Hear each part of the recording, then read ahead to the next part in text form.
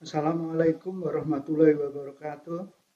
Alhamdulillahirabbil alamin. Adik-adik sekalian, perkenankan saya Sudarmono bin Mojari, ingin bercerita banyak tentang manajemen SDM, mulai dari awal. Nah, paparan kita nanti kita potong beberapa beberapa bagian dan itu insya Allah akan kita lakukan sistematis begitu. Karena saya lihat bahwa kadang-kadang materi itu pada awalnya gampang, nanti belakang semakin susah, sementara kita sudah lupa pada materi gampang itu. Padahal materi gampang itu targetnya adalah untuk pemahaman dasar tentang masalah-masalah yang timbul. Oke, pada kesempatan ini saya ingin bercerita tentang topik-topik dalam manajemen sumber daya manusia. Nah, oke, kita lanjutkan ke slide berikutnya untuk mengetahui sebetulnya apa sih manajemen SDM. Nah, secara umum mata kuliah ini bertujuan untuk memberikan satu pemahaman yang komprehensif yang menyeluruh tentang sumber daya manusia atau SDM, di mana adik-adik insya Allah lah pasti berhubungan dengan manajemen sumber daya manusia, baik secara sebagai pengguna atau sebagai orang yang berurusan dengan SDM maupun barangkali bahkan adik-adik menjadi bagian dari orang SDM. Jadi silahkan apapun itu peran itu bisa bermacam-macam tergantung pada posisi adik-adik. Barangkali ada yang belum kenal itu apa namanya SDM atau sumber daya manusia. Ada yang di organisasi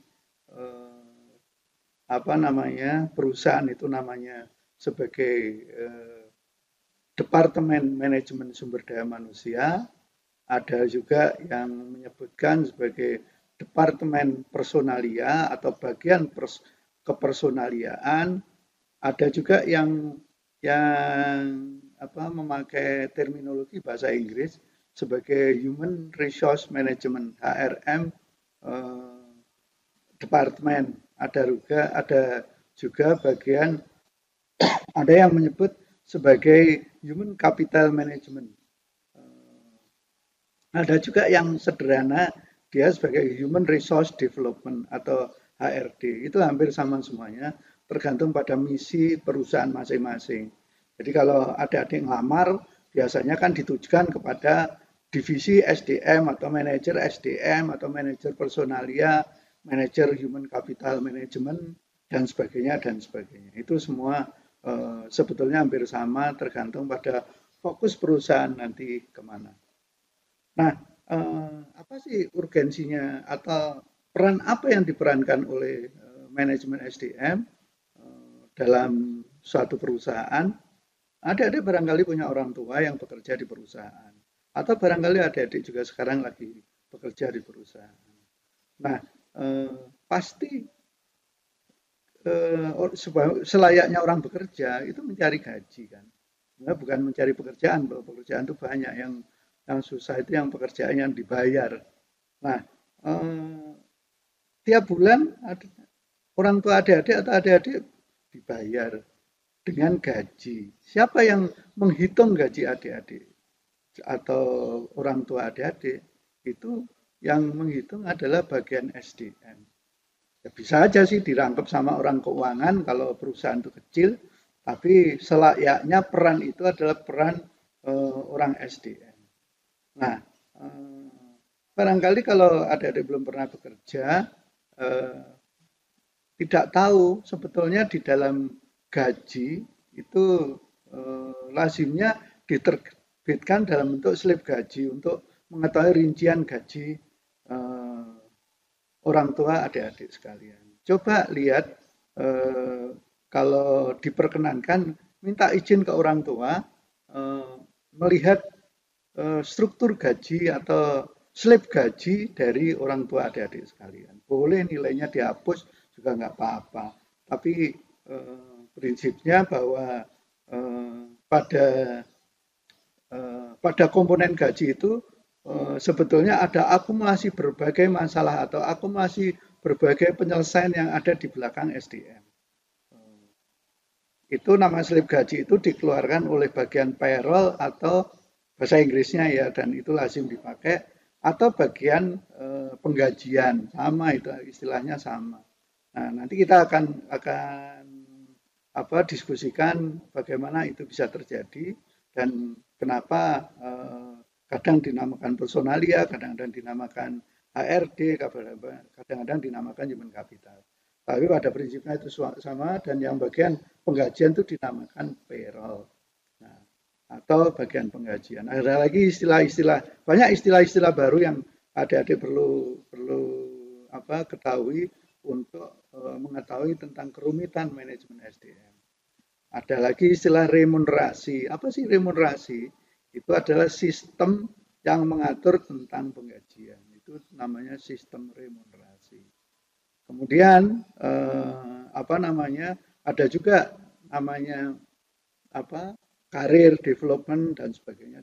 Nanti banyak istilah-istilah baru yang mungkin adik-adik belum kenal, apalagi kalau adik-adik belum pengalaman bekerja, tentu itu masih masalah asing. Tapi kalau sudah bekerja, tentu masalah-masalah itu biasanya sering kita hadapi. Nah, karena ini urusan SDM, maka jangan lupa bahwa adik-adik harus keluar dari kebiasaan adik-adik, misalkan belajar tentang pemrograman dan sebagainya. Ini masalahnya adalah masalah yang lebih luas. Dalam artian bahwa adik-adik harus mulai dewasa memahami tentang tata kelola di bidang KSDM. Ini semua adalah deskripsi singkat mata kuliah ini. Nanti akan kita bicara banyak di sana. Nah, selanjutnya apa itu SDM? Nanti akan kita pilih beberapa topik di SDM. Nanti satu persatu saya coba gambarkan secara umum apa sih SDM itu, komponennya apa. Tapi yang paling penting adalah adik-adik harus paham namanya SDM itu menjadi tulang punggung dalam satu perusahaan. Nah, semakin besar satu perusahaan, semakin banyak karyawannya, semakin membutuhkan satu sistem SDM yang cukup bagus. Dalam artian bahwa kalau satu perusahaan kecil dengan 2-3 orang karyawan atau sampai 10 orang karyawan mungkin tidak terlalu rumit. Tapi kalau adik-adik kenal PT Krakatau Steel dengan karyawan sekitar 5.000, kemudian keluarganya kalau masing-masing punya istri 1, kemudian anak 2, maka yang terlibat di bidang SDM itu sekitar berapa? 20.000 ya. 15.000. 20.000. Jadi SDM tidak saja menangani masalah karyawan, tetapi juga masalah-masalah terhadap keluarga karyawan. Nah, oleh karena itu sangat kompleks. Jadi contohnya misalkan kalau adik-adik sakit, adik-adik sebagai anak satu karyawan, di mana di status kepegawaian ayah adik-adik itu kesehatan ditanggung perusahaan, maka perusahaan harus menganalisa, harus mengelola istri karyawan dan anak-anak karyawan. Karena pada prinsipnya satu karyawan kadang-kadang keluarganya bisa sampai 3 atau bahkan 4 keluarga. Jadi semakin rumit di sana ketika itu melibatkan banyak aspek. Di SDM juga ada fungsi-fungsi sosial di sana. Biasanya di manajemen SDM juga ditemploi juga fungsi general affair. General affair itu sebetulnya tidak di fungsi SDM-nya, tapi biasanya diikutkan di manajemen SDM. General affair itu bagian umum. Bagian umum itu bagian penyiapan sarana, prasarana, meja kursi, ruangan yang nyaman dan sebagainya, AC dan sebagainya itu masuk general affair. Itu bisa berdiri sendiri, bisa juga masuk dalam kelompok ke SDM. Nah, nanti kita hanya batasi pada perkuliahan ini kita hanya berbicara tentang SDM-nya, Human Resource Development-nya, Human Capital Management-nya, personalia dan sebagainya. Istilah yang ada lagi istilah kepegawaian itu sama semua. Jadi tinggal masalahnya fokusnya di mana. Oke, pendahuluannya ini nanti kita lanjutkan bagian per bagian supaya video ini nggak terlalu panjang sehingga adik-adik bisa lebih menikmati video kali ini. Silahkan like, subscribe, dan komen di sana. Jangan lupa berikan masukan penyempurnaan pada video ini. Dan selanjutnya kita perkuliahan akan banyak kita lakukan dengan pola ini supaya kita lebih fleksibel. Adik-adik belajar lebih pas waktunya yang tepat di mana. Saya juga gitu. Kalau ada gagasan, ada ide sesuatu, itu bisa kita lakukan pada saat-saat tertentu di mana itu bukan jam perkuliahan. Demikian, Assalamualaikum warahmatullahi wabarakatuh.